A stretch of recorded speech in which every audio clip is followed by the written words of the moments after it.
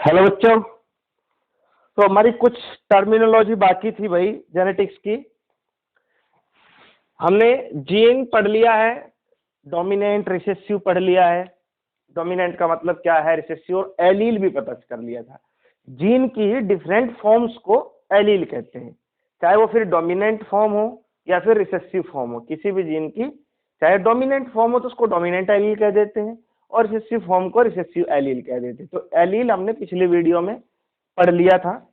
Next कुछ छोटी छोटी सी टर्म और हैं, जैसे पहले तो आप लोगों को मैं बता देता हूं गैमीट क्या होता है। अब कई बार हो सकता है कि आपको ऐसा लग रहा हो कि जैसे गैमीट है, तो कुछ चीजें ऐसी होती हैं जो हमको पता तो होती हैं लेकिन हम लिख नहीं पाते हैं। अब अगर आपको एग्जाम में थ्योरेटिकली लिखना पड़ जाए तो गैमीट क्या होता है, तो आप सोच कर देखिए वीडियो को पॉज करके कि आप क्या लिखेंगे गैमीट के बारे में। तो जेनेटिक्स की टर्म में गैमीट का मतलब आपको बहुत अच्छे से क्लियरली पता होना चाहिए, इसलिए मैं बता रहा हूँ। क्योंकि जब हम गैमीट बनाते हैं आगे चलकर पूरे जेनेटिक्स में जब क्वेश्चन करते हैं तो हम कई बार क्या 90% बच्चे ये गलती करते हैं कि गैमीट बनाने में गलती करते हैं। गैमीट का क्वेश्चन पूछा है उसमें जाइगोट बना देते हैं। तो इन चीजों का ध्यान रखना है, वो बीच बीच में आपको पता चलेगा जब मैं क्वेश्चंस भी कराऊंगा। तो गैमीट क्या होता है, gamete is a haploid germinal cell. Haploid germinal cell कौन सी सेल है, जर्मिनल सेल है। ठीक है, हैप्लॉइड होती हैं हमेशा, गैमीट हैप्लॉइड होते हैं भाई, हैप्लॉइड जर्मिनल सेल। और इसी को थोड़ा सा और अगर बढ़ा दूं, विच हैव या which contain only one copy of each pair of allele या कहिए जीन, या यहां पर आप क्रोमोसोम भी कह सकते हैं। ठीक है, कैसे कह सकते हैं भाई, इस डेफिनेशन को आपको बिल्कुल रट लेना है, घोट के पी लेना है। क्यों? क्योंकि ये गलती बहुत बार करते हैं बच्चे। 90% लोग तो गैमीट में गलती करते ही हैं आगे, और जो जेनेटिक्स में सबसे ज्यादा क्वेश्चंस की गलती करते हैं उनकी यही गलती होती है कि वो गैमीट सही नहीं बना पाते। क्यों? क्योंकि वो गैमीट की डेफिनेशंस भूल जाते हैं, गैमीट का मतलब भूल जाते हैं। और ये बात आपको पता चलेगी जब आगे क्वेश्चन कराऊंगा। अभी तो आपको लड्डू लग रहा होगा, पर ध्यान रखें वैसे भी इजी है, एक ही लाइन का है। गैमीट क्या है भाई, हैप्लॉइड जर्मिनल सेल है। वो हैप्लॉइड जर्मिनल सेल, हैप्लॉइड क्यों कहा, क्योंकि उसमें किसी भी पेयर का, चाहे आप क्रोमोसोम कहें, चाहे आप जीन कहें या एलील कहें, किसी भी पेयर का, भाई क्रोमोसोम पेयर में होते हैं, क्रोमोसोम पेयर में है इसीलिए जीन पेयर में होते हैं, या इसीलिए एलील पेयर में होते हैं। क्यों? क्योंकि भाई क्रोमोसोम पर ही तो जीन या एलील प्रेजेंट होते हैं। मान लो एक पेयर ऑफ क्रोमोसोम है, ठीक है, क्रोमोसोम पर ही क्या प्रेजेंट होती है, जीन प्रेजेंट होती है। मान लो कि यहाँ पर कैपिटल टी है, यहाँ पर स्मॉल टी है एग्जाम्पल के तौर पर, तो क्रोमोसोम पेयर में है इसलिए जीन पेयर में है। अगर क्रोमोसोम एक होगा तो जीन भी एक ही रह जाएगी, एलील भी एक ही रह जाएगी।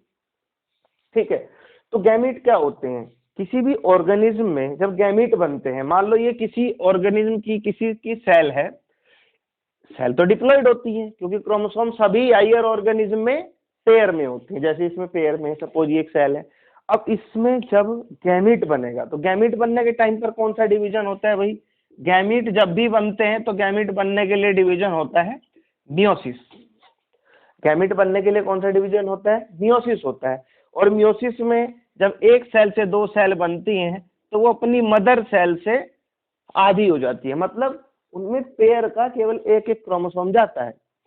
अगर मैं आपको एग्जांपल ले लूं कि हमारी सेल है, ह्यूमन की सेल में कितने क्रोमोसोम होते हैं भाई, 46 क्रोमोसोम होते हैं। तो 46 में से हमारे गैमीट के अंदर कितने जाते हैं, तो गैमीट में कितने जाएंगे, 23 जाएंगे भाई। गैमीट में कितने जाएंगे, 23। क्यों? क्योंकि क्रोमोसोम नंबर हाफ जाते हैं। हर पेयर का केवल एक क्रोमोसोम गैमीट के अंदर जाता है, यानी एक गैमीट में ये क्रोमोसोम चला गया तो दूसरे गैमीट में पेयर का दूसरा क्रोमोसोम जाएगा। यानी कि एक गैमीट में या तो कैपिटल टी जीन जाएगी या फिर स्मॉल टी जीन जाएगी। भाई वो क्रोमोसोम जाएगा तो उस पर स्मॉल टी है वो जाएगी, ये वाला जाएगा तो कैपिटल टी जीन जाएगी। अब आप देखिए ये जो गैमीट बने हैं, गैमीट को हिंदी में कहते हैं युग्मक। ठीक है, क्या कहते हैं भाई गैमीट को? युग्मक। तो युग्मक अगुणित होते हैं, हैप्लॉइड होते हैं। जब सेल डिवीजन मियोसिस होता है, अर्धसूत्री विभाजन होता है, तो पेयर के क्रोमोसोम या पेयर की जीन में से गैमीट में केवल एक क्रोमोसोम जाता है, या कहिए जोड़ी में से केवल एक जीन जाती है, या कहिए जोड़ी में से केवल एक एलील जाती है। गैमीट हैप्लॉइड होते हैं जिसमें एक जोड़ी के दो क्रोमोसोम या एक जोड़ी की दो जीन या एक जोड़ी की दो एलील में से केवल एक ही जाती है। और यही डेफिनेशन में लिखा हमने कि हैप्लॉइड जर्मिनल सेल है, बिल्कुल हैप्लॉइड है। एक जोड़ी में से एक ही क्रोमोसोम आया है, यानी जोड़ी में नहीं है तो हैप्लॉइड। फिर आगे which have only one copy of each allele या जीन या क्रोमोसोम। गैमीट में किसी भी पेयर का ईच पेयर लिखा है मैंने, ईच पेयर, ध्यान रहे, हर पेयर का, ईच पेयर, हर पेयर का, जैसे एक पेयर ये एग्जांपल लिया है, ऐसे हर पेयर का केवल एक क्रोमोसोम जाएगा। दोनों कभी नहीं जाएंगे, कभी भी नहीं जाएंगे, दोनों कभी नहीं जाएंगे। पेयर का केवल एक क्रोमोसोम या पेयर का केवल एक जीन जाएगा, चाहे वो फिर कैपिटल टी जाए या स्मॉल टी जाए, लेकिन जाएगा केवल एक।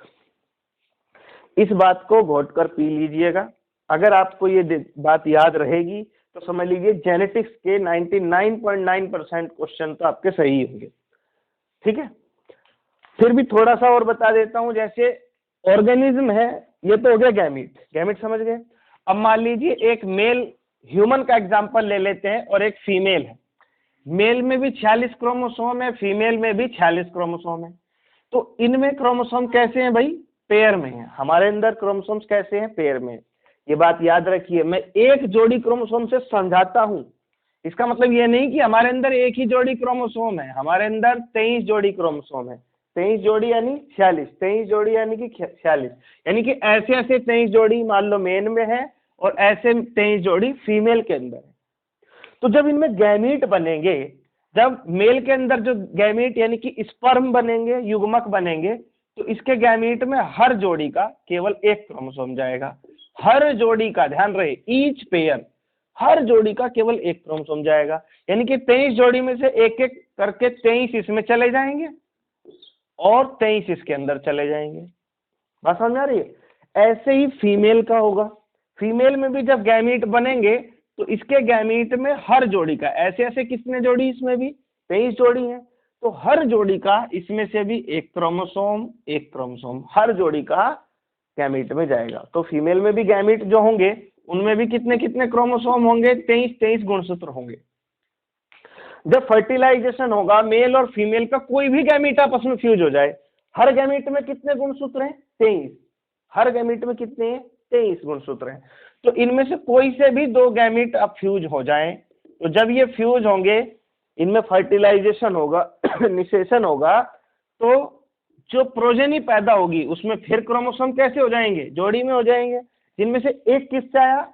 फादर यानी कि मेल से आया है, और एक किससे आया? मदर यानी कि फीमेल से आया है।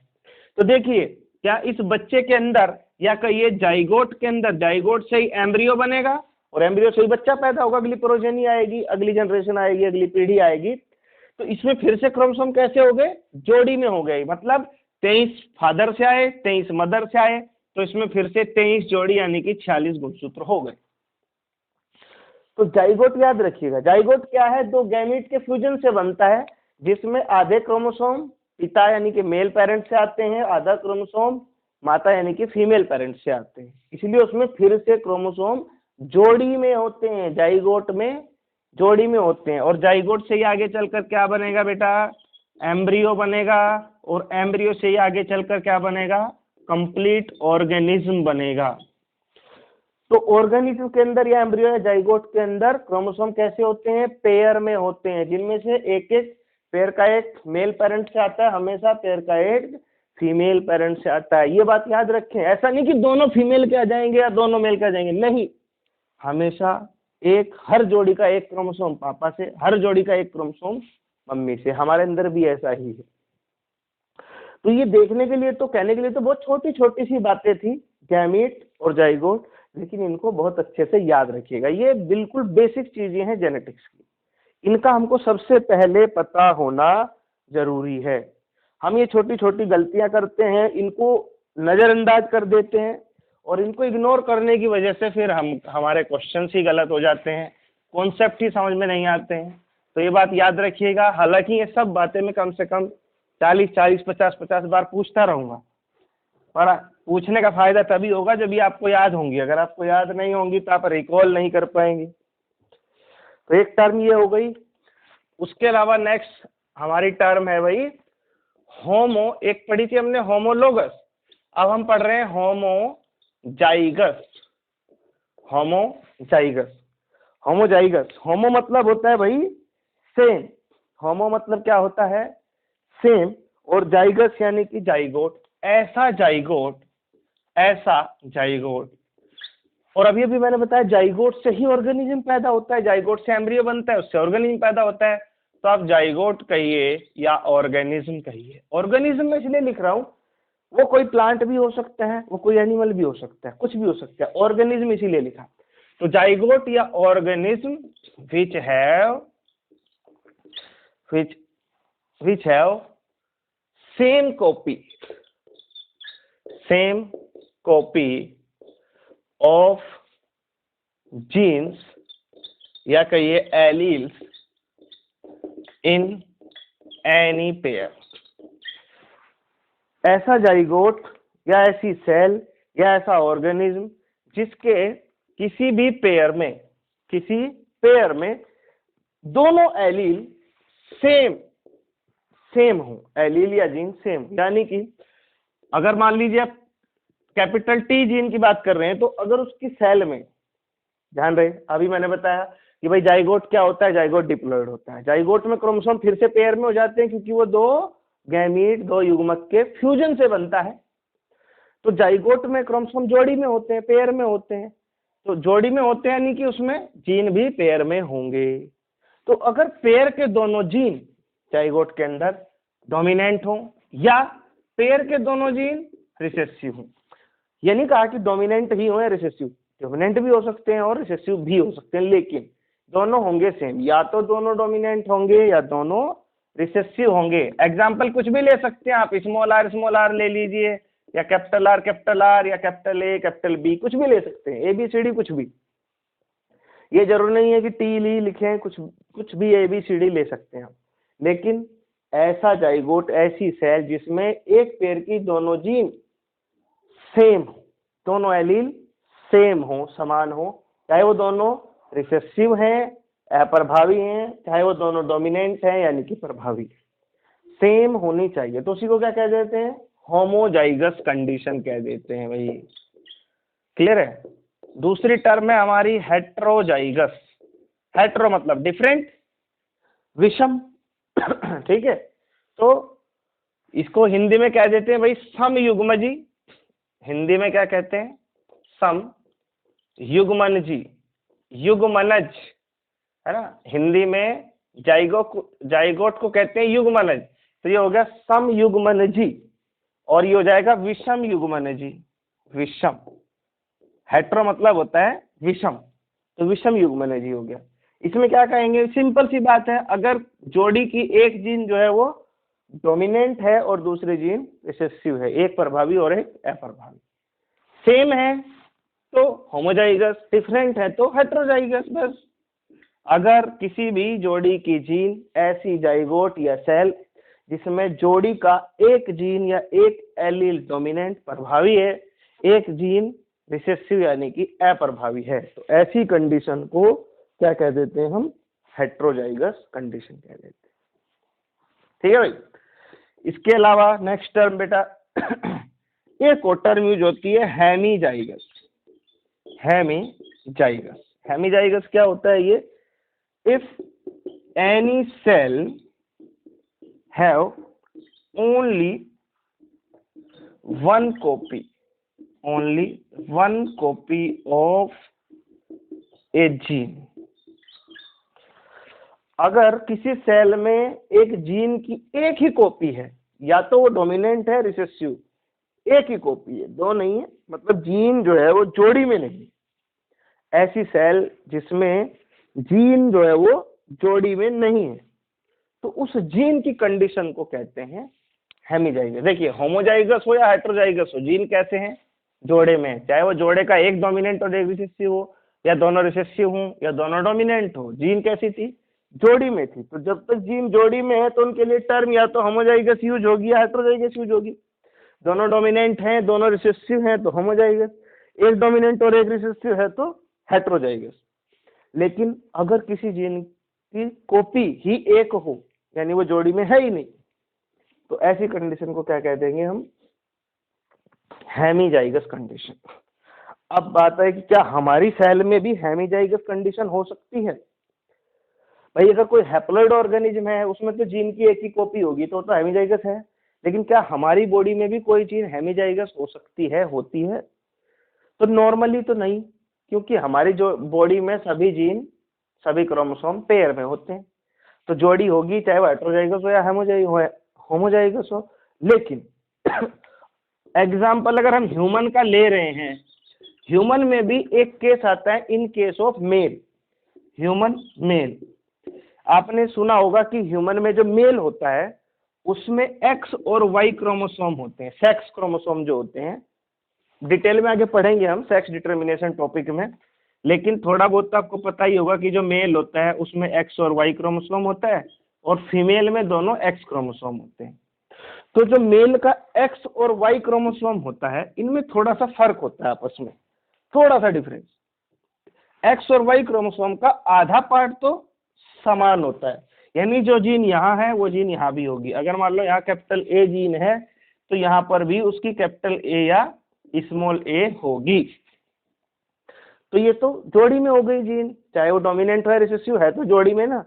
लेकिन वाई क्रोमोसोम का आधा हिस्सा लगभग ऐसा होता है जिस पर एक्स वाली कोई जीन नहीं होती, जिस पर एक्स वाली कोई जीन नहीं होती। मतलब अगर यहाँ पर जीन मान लो एक्स वाई जेड है तो यहाँ पर पी क्यू आर एस हो सकती है। तो यानी कि पी क्यू आर जीन जो है वो जोड़ी में नहीं है, same X Y Z gene जो है वो जोड़ी में नहीं है।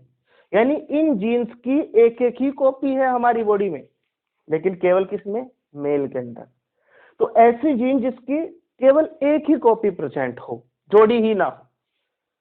तो हमारे एक्स वाई क्रोमोसोम जो मेल में होता है उनका कुछ पार्ट तो होता है जिन पर जीन जोड़ी में होती है, लेकिन कुछ पार्ट ऐसा होता है वाई क्रोमोसोम का जो एक्स के जैसा नहीं है, यानी एक्स का होमोलोगस नहीं है।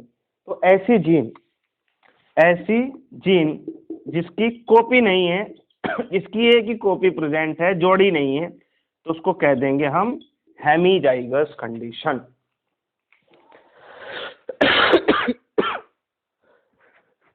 सॉरी बेटा, बात समझ में आ गई। हेमीजाइगस का मतलब जब किसी जीन की केवल एक ही कॉपी हो, जोड़ी है ही नहीं। जोड़ी है तो फिर या तो हेटेरोजाइगस कंडीशन हो जाएगी या फिर होमोजाइगस कंडीशन हो जाएगी। तो ह्यूमन मेल में भी हेमीजाइगस कंडीशन मिलती है, ठीक है। बाकी किसी क्रोमोसोम में नहीं मिलेगी हमारी बॉडी में, ये बाकी के जो 22 जोड़ी क्रोमोसोम है उनमें नहीं मिलेगी हेमीजाइगस कंडीशन। केवल 23वीं जोड़ी होती है हमारी एक्स और वाई क्रोमोसोम, 23वां जोड़ा जो क्रोमोसोम का है उसमें हेमीजाइगस कंडीशन मिलती है। ठीक है बेटा। अब एक दो टर्म और हैं जो बीच बीच में यूज होती रहेंगी, तो मैं इसलिए आपको बता देता हूँ। जैसे एक टर्म आएगी self pollination in case of plant, ठीक है, और इनब्रीडिंग ये टर्म यूज होती है एनिमल्स के लिए। दोनों का मतलब एक ही है। क्या मतलब होता है, if fertilization occurs between closely relatives या genotypically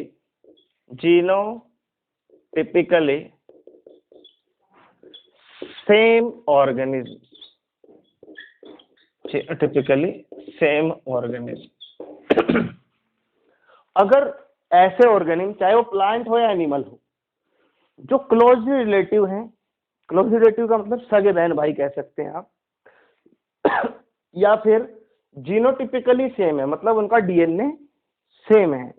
क्लोज रिलेटिव्स का डीएनए सेम होता है, तो अगर क्लोज रिलेटिव्स या जिनका डीएनए सेम है उनके बीच में फर्टिलाइजेशन हो रहा है, तो उसके लिए प्लांट के लिए टर्म यूज होती है सेल्फ पॉलिनेशन।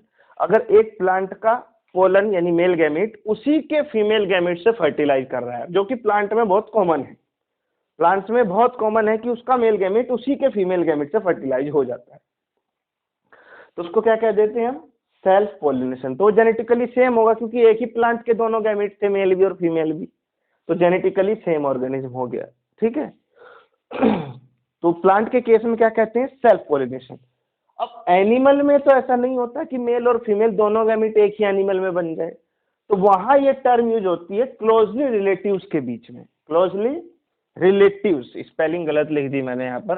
क्लोजली रिलेटिव्स जो होते हैं यानी कि भाई बहन या चाचा ताऊ के भाई बहन, क्लोज रिलेटिव, उनके डीएनए लगभग लगभग ज्यादा रिलेटेड हैं तो सेम होंगे, तो उनके बीच में अगर कोई फर्टिलाइजेशन होता है, क्रॉस होता है, तो उसके लिए टर्म यूज होती है इनब्रीडिंग। तो एनिमल के लिए इनब्रीडिंग टर्म यूज होगी और प्लांट्स के लिए सेल्फ पॉलिनेशन टर्म यूज होगी। क्लियर बेटा? तो ये कुछ बेसिक असेंशियल टर्म्स थी जो मैंने 3 वीडियोस में कवर की हैं, जो कि जेनेटिक्स के लिए बहुत इंपॉर्टेंट है। बहुत क्या, इनके बिना जेनेटिक्स पॉसिबल ही नहीं है। आप ये समझ लीजिए कि ये 3 ऐसी टर्म है जिनके बिना जेनेटिक्स आप नहीं पढ़ पाएंगे, और अगर ये टर्म्स आपकी क्लियर हैं तो समझ लीजिए जेनेटिक्स आपका इतना ही आसान, जितनी ये टर्म बिल्कुल क्रिस्टल क्लियर आपकी होंगी, जेनेटिक्स आपके लिए इतना ही लड्डू साबित होगी, मतलब इतनी आसान होगी। तो अगली वीडियो में हम शुरू करेंगे प्रीमेंडलिज्म। जेनेटिक्स को 3 पार्ट में डिवाइड करते हैं। प्रीमेंडलिज्म यानी मेंडल से पहले क्या हुआ था, फिर मेंडलिज्म यानी मेंडल ने क्या क्या बताया, और फिर पोस्ट मेंडलिज्म यानी मेंडल के बाद क्या क्या हुआ। ठीक है बेटा?